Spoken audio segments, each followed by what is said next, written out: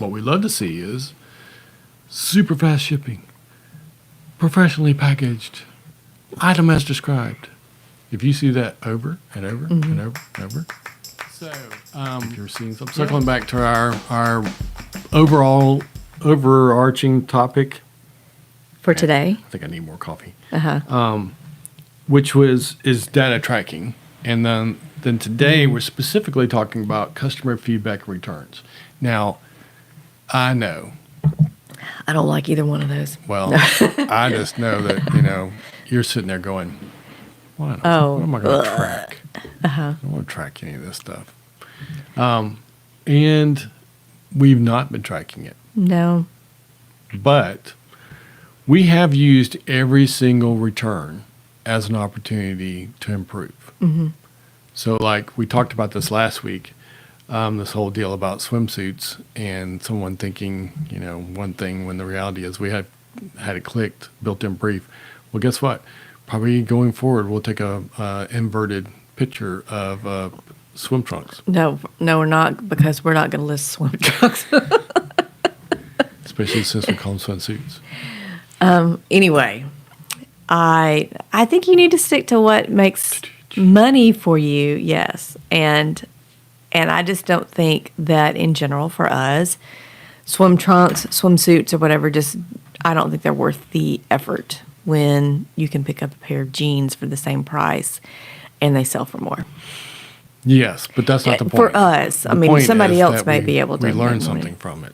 We do, yeah. We said this last week, we know someone that inverts suits and blazers. I started doing that. To show them completely what What it looks like. the lining looks like. Because you might see, this one has been altered.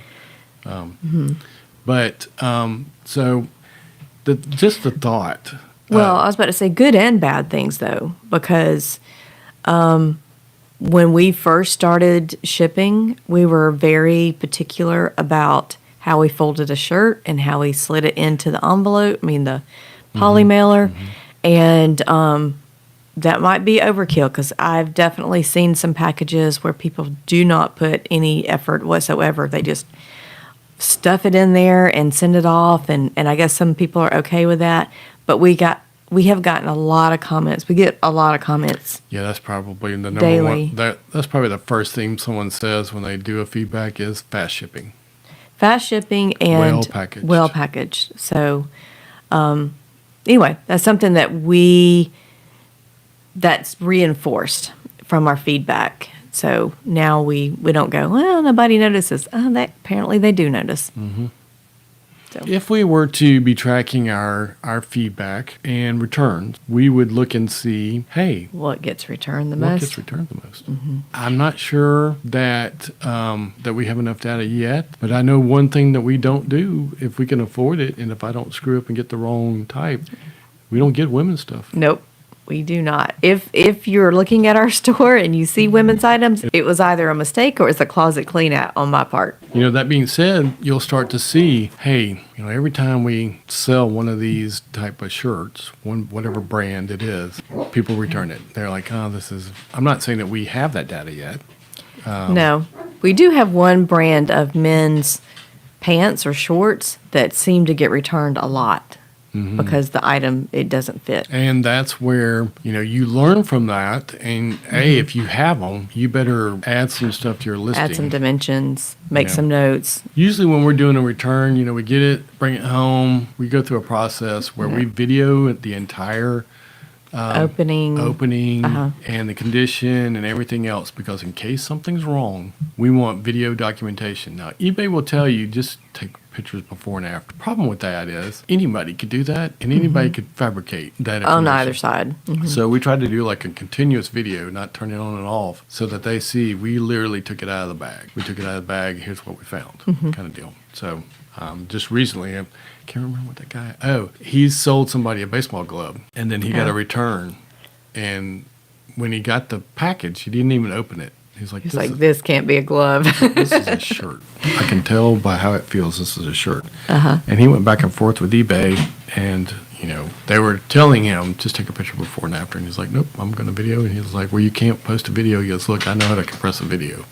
I'm going to do a video. Anyway, long story short, turns out, whoever was returning one thing actually sold something and they put the labels on the wrong packages. Oh, okay. I thought it was 2 returns, so I didn't hear the whole story. Yeah. But Anyway, I don't know how that could happen. we're not going to relive that moment. No. So, things that you want to look at, if you're looking at the total number of sales of this particular item, but then the number of feedback, positive or negative. One of the things that we were super surprised at was a brand that basically she was turning her nose up, and we left a ton of them. Yep. These were like really nice pants. But they didn't have the fancy name brand or whatever. And one time when she was not with me, I got a pair, and we listed them. And they sold, and this woman just went on and on about these being her favorite. I love these. These are the only pants that look good on my husband. So, but that's a positive feedback. So now guess what? We picked those up. We do pick those up, but if you were to listen to people who create bolo videos, this brand would never be mentioned. And we sold it pretty quick, too. We still needed track because then we started picking them up, and I don't I don't know if we've sold any more since then, but we do have some nice ones, though. Now, as a caveat, what we could do is reach out to this woman who said she loves these things and say, hey, got some more. Your husband's size. Just saying. You also want to just look at the number of the returns and the reasons and take it one step further, which seems crazy, but I see the reasoning behind it more and more I think about it, is where did you source it from? Now, if you're not tracking your data, you're not going to be able to remember where you got those pair of pants from. Right. We just had an issue. Now, this doesn't have to do with feedback, but... Well, it does, because you're about to talk about those right there. We have a death pile right now of shirts that There's not a death pile. No, well, it could be a death pile. I've noticed over the past few weeks, since we have been sourcing at a new thrift store, that we are getting way more often. We're getting items that I don't necessarily smell it when we purchase it, but when I wash it and when I iron it. Not until you iron it, really. Yeah, it's when I apply heat to it that all of a sudden the smoke smell starts coming out of it, and I'm very offended by it, so I can possibly consider listing it and selling it in that condition. So now I currently have a pile that I'm waiting for multiple items so that I can put it in a bucket of vinegar, water, and let it soak for a few days. Yeah, I don't know if you've done one of those videos, but... no, I haven't. We have successfully on some things, but not everything. Right. We finally gave up, and it was clearly same guy had donated these 3 shirts, and they were same brand, similar size and everything. And she tried, 5 or 6 times. And finally, we just had to list them as these are smoker. But to be honest now, for me, I can hold them up right now, those, and I wouldn't smell anything. One of them almost completely disappeared. The other 2, you can't smell it if it is just, at room temperature. But if you apply an iron to that collar, it reeks. And in that case, we discounted them and labeled them. Just listed, and we've sold the one. It's kind of like selling them for parts. So we'll see. We sold one of the 3 of those, but we've got a leather jacket and a blazer that we need to do the same thing to. Right. So, but if you're starting to see, what if you didn't smell it when you were ironing or whatever, and you send it off, and you're starting to see that you're getting the same, then you're saying, oh, these are coming from that store.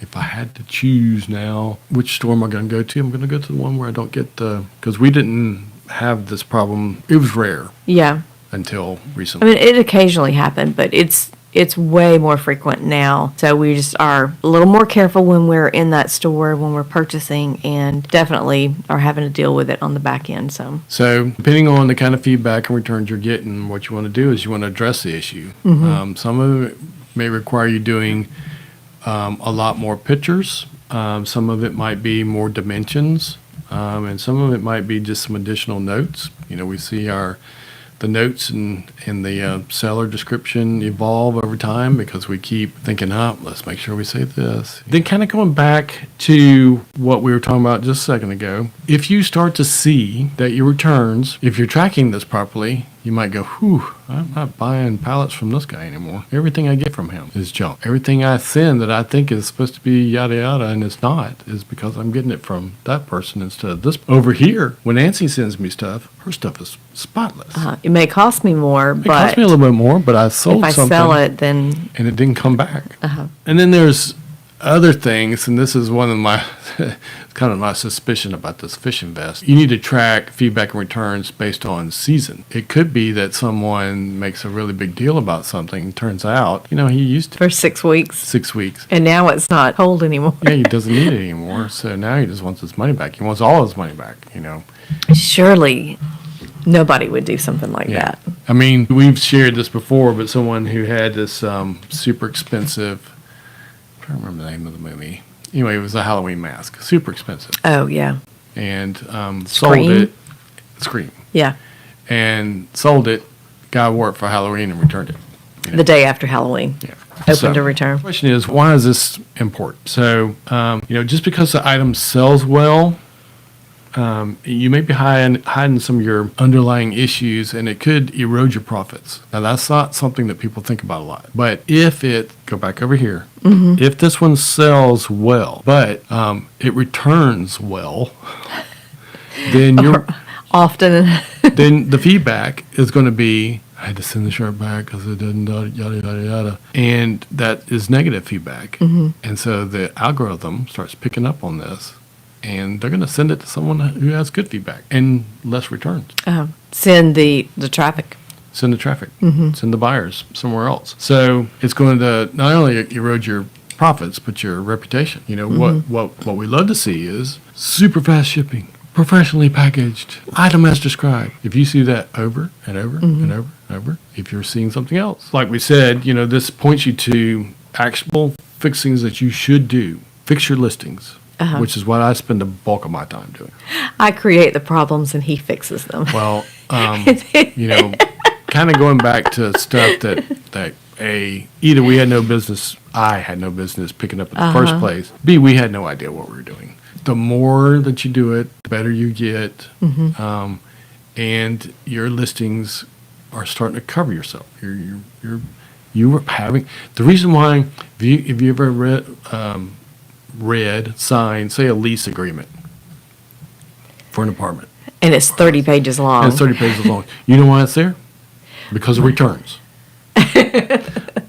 No, because somebody else created a problem, so they have to make a rule and they have to put it in the agreement now. Yeah.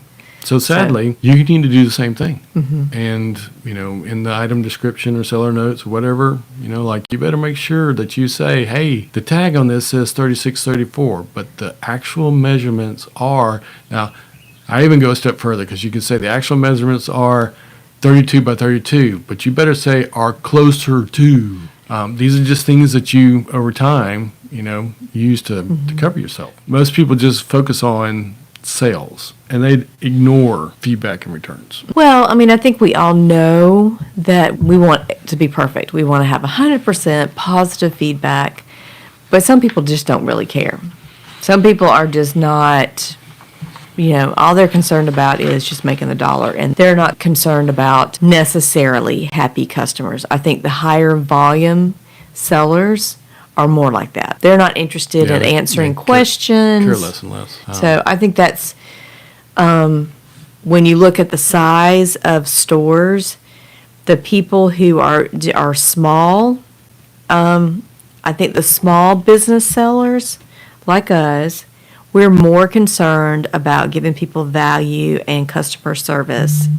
We're more concerned about it being a pleasant experience for the buyer. We want them to be happy. We want them to come back. We're going to build more relationships, and we're going to have more repeat buyers because they get that service. The gist of it is that the algorithm is going to favor someone who has high feedback, low returns. You get a bad offer, like I just got one, but we've gone back and forth, so he's coming up and just came up just now, and who knows, it may turn into a sale and it may not, either way. But it may trigger a sale by somebody else. Because all of a sudden eBay goes, oh, somebody wants that shirt. So maybe someone else wants it. So maybe I should shoot it to somebody else. You never know. Cool. So the gist of it is the better you get, the better your sales are, the better your store is. Well, I think it's proof that we will never have arrived. There's always some improvement, something that can be added.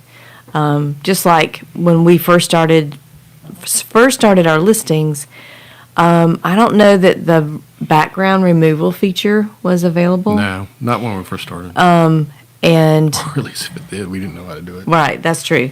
So we had a lot of listings. We didn't start removing the background until a few months ago. And now we go through as we're, at least on the first photo. Yeah, that's about all we can do right now because we had 2,300 to deal with. So I can fix the first photo, and that's enough to get somebody started. I did see where someone said, if you do have something that you were trying to point out, you want to make a big deal about, maybe make that your second photo. Because if someone's looking at their phone, they see the first one that draws them in. The second one, at least it'll be a warning to disclose anything that might be wrong with it. Before somebody makes a quick buy and then you got to return. Because guess what? This could tie up, a pair of pants for 2 months, and then you miss the season to sell it. So what you don't want to do is have returns.